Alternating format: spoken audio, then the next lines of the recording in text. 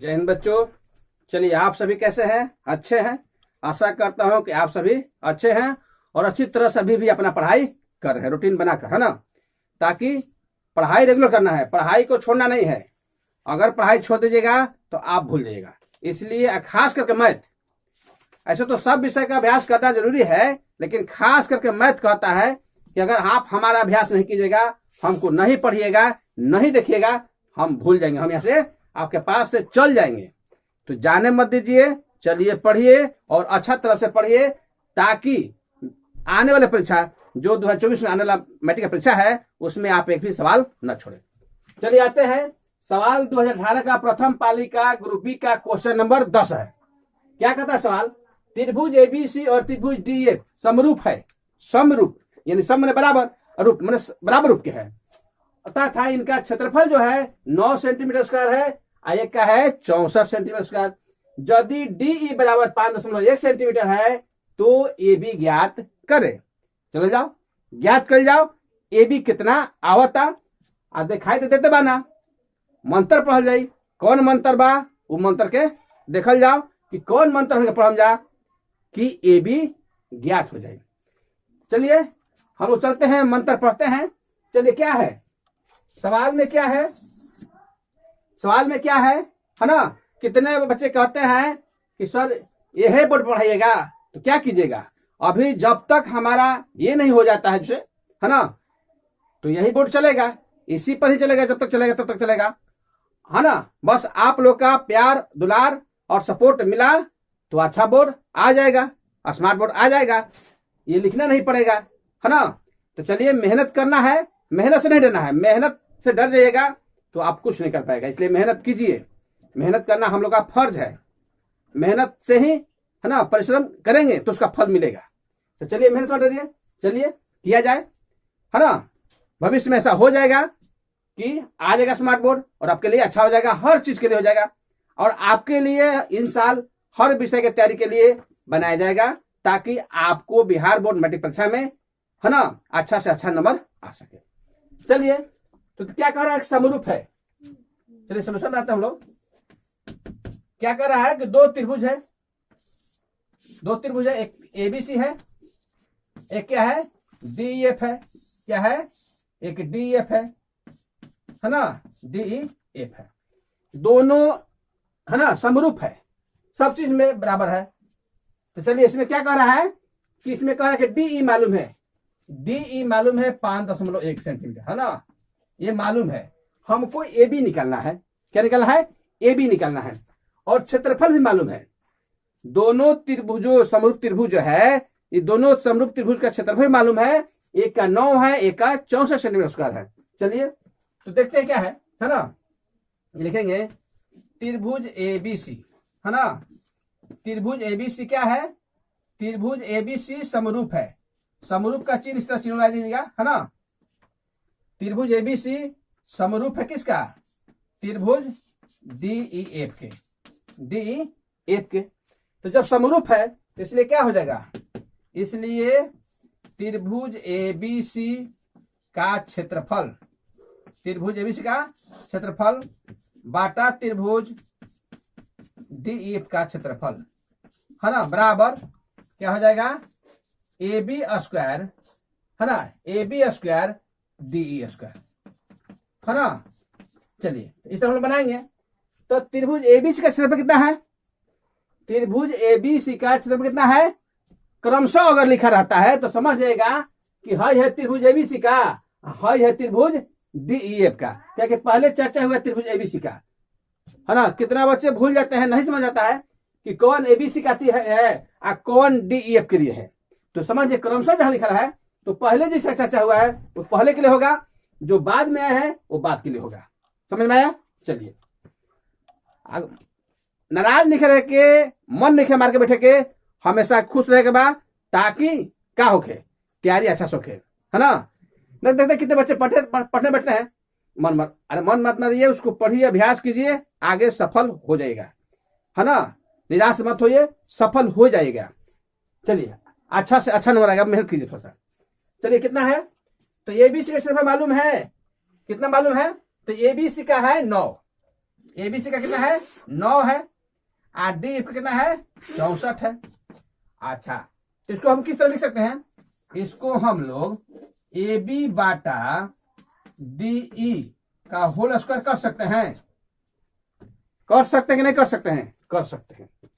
क्या कि इस पर भी स्क्वायर है और इस पर भी स्क्वायर है, तो इसको हम लोग होल स्क्वायर कर दिए। चलिए अब जानिए, अगर होल स्क्वायर चाहे रूट, रूट जब रहता है बाएं से दाएं जाता है क्या होता है, स्क्वायर हो जाता है, होल स्क्वायर हो जाता है। और जब होल स्क्वायर बाएं से दाएं जाएगा, पुल के ए पट्टी ओ पट्टी है ना, तो क्या हो जाएगा, वो रूट हो जाएगा, वो रूट बदल जाता है। ये हमारे जो गणितज्ञ हैं उन्होंने नियम बता के गए और हम लोग उसको फॉलो करते हैं। फॉलो इसलिए किया जाता है कि उस रास्ते पर जब चलते हैं तो हम क्या करते हैं, प्रगति करते हैं। कहने का मतलब हमारा जो होता है सफल होते हैं उस रास्ते पर। तो चलिए चलते हैं उन्हीं के रास्ते पर हम लोग चलते हैं। क्या कर रहा है, बाएं तरफ से दाएं तरफ आएगा। चलिए कितना हो जाएगा, यहां से बाएं से दाएं क्या होगा, तो ये रूट में हो जाएगा है ना, क्या हो जाएगा रूट में, 9 बाटा 64 रूट में हो गया, बराबर ये क्या हो जाएगा ए बी बाटा डी। चलिए हो गया है ना। तो ए बी बाटा डी, तो डी हमको मालूम है, डी 5.1 मालूम है। चलिए वर्गमूल निकाल सकते हैं। 9 का वर्गमूल कितना होता है, 9 का वर्गमूल 3 है ना, 64 वर्गमूल 8। वर्गमूल याद कर लीजिएगा, याद कर लीजिएगा, अति सुंदर रहेगा है ना। कम से कम 50 तक ना तो 100 तक तो याद रखिए है ना, कम से कम 50 तक ना तो 100 तक याद कर लीजिए तो अति सुंदर रहेगा। वर्गमूल निकालने में आपको आसान होगा है ना, गुना भाग नहीं करना पड़ेगा, भाग नहीं करना पड़ेगा। जैसे मान लीजिए 9 बटा 64 है तो मालूम हो गया कि ना 9 के याद है, और 64 याद है कि 8 8 64 होता है, और 3 3 का 9 होता है, तो निकल गया। चलिए ए बी हमको निकालना क्या है, हमको पता क्या करना है, ए बी को पता करना है कि ए बी कितना है ना, ए बी कितना है। तो दिखाई तो दे नहीं रहा कितना, लेकिन आंसर तो दिया है लेकिन दिखाई नहीं दे रहा है, लेकिन हम लोग उसको देख लेते हैं, दिखाई नहीं देता है लेकिन उसको हम लोग देख लेते हैं मंत्र पढ़कर। तो चलिए मैथ का मंत्र पढ़िए। चलिए तो डी कितना है, डी है आपका 5.1। चलिए क्रॉस मल्टीप्लाई कीजिए इसको है ना, तो क्या हो जाएगा ए बी गुने 8 और 3 गुने 5.1। तो ये मंत्र पढ़ा गया है ना, क्रॉस मल्टीप्लाई किया गया। अब ए बी क्या करेगा, अपने जात में जाएगा, तो ए बी निकल जाएगा, क्या हो जाएगा 3 गुने 5.1 बाटा 8 हो जाएगा। तो कटने वाला तो है नहीं, तो क्या करेंगे, गुना कर देंगे। तो 3 एकम 3 और 5 आई 15, 15.3 बाटा 8। अब भाग करेंगे है ना, भाग करेंगे तब ना आएगा। तो चलिए भाग करते हैं, देखते हैं 8 से भाग कीजिए।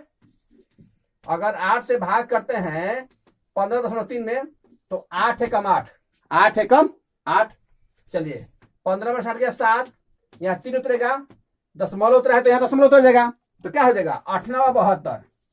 क्या होगा 8 9 72, 3 में से 2 गया 1, फिर 0 उतार सकते हैं, जब दशमलव उतार दिए तो 0 उतार सकते हैं, तो 10, फिर 8 एकम 8, फिर भाग लगेगा, फिर 8 दूनी 16। तो हमको ज्यादा नहीं लेना है, कितना आ गया 1.912 है ना, तो 2 अंक लीजिए है ना, इसलिए ए बी बराबर कितना हो जाएगा 1.91 सेंटीमीटर हो जाएगा आंसर आपका। तो इस तरह हम लोग ए बी देखिए, ए बी दिखाई देने लगा। उस समय से ए बी नहीं दिखाई दे रहा था भी यहाँ पर, लेकिन जैसे ही हम लोग मंत्र पढ़ दिए, मंत्र पढ़े तो यहाँ दिखाई देने लगा है ना। तो यही मंत्र आप भी पढ़िए और पढ़कर उसको देख लीजिए कि कहाँ छिपल है ना। जैसे हमारे पहले के ऋषि मुनि क्या थे है ना, ध्यान मग्न हो जाते थे यहाँ से, तो कहीं और का भी चीज दृश्य अपना देख लेते थे।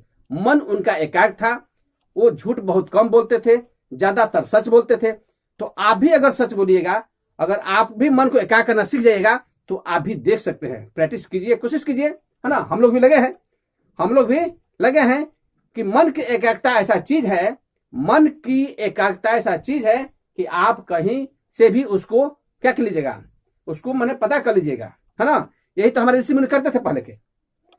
आज क्या हो गया, खत्म हो गया, प्योरिटी ही नहीं है हमारे जो प्योरिटी था, प्योरिटी खत्म हो चुका है, जिसके चलते हम लोग मन की एकाग्रता बहुत कम हो चुका है। मतलब पहले एक चीज को याद करने के लिए तुरंत याद करते थे, ऐसा प्योरिटी था, प्योरिटी का ताकत था, ऐसा माहौल था, बढ़िया था माहौल।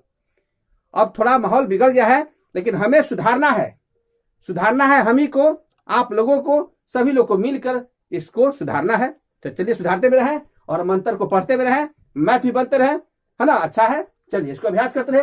इस तरह का सवाल 2 नंबर करता है ना, इस तरह का सवाल 2 नंबर करता है, तो आप इसको 2 मिनट में आराम से बना सकते हैं। 2 मिनट से कम समय ही बना दीजिएगा अगर अभ्यास कीजिएगा तब। तो चलिए इस तरह हम लोग बिहार बोर्ड मैट्रिक परीक्षा की तैयारी 2024 के लिए इस तरह करें अभ्यास, ताकि हमारा सफल हो जाए। चलिए अच्छा, आज इतना ही। जय हिंद, जय भारत।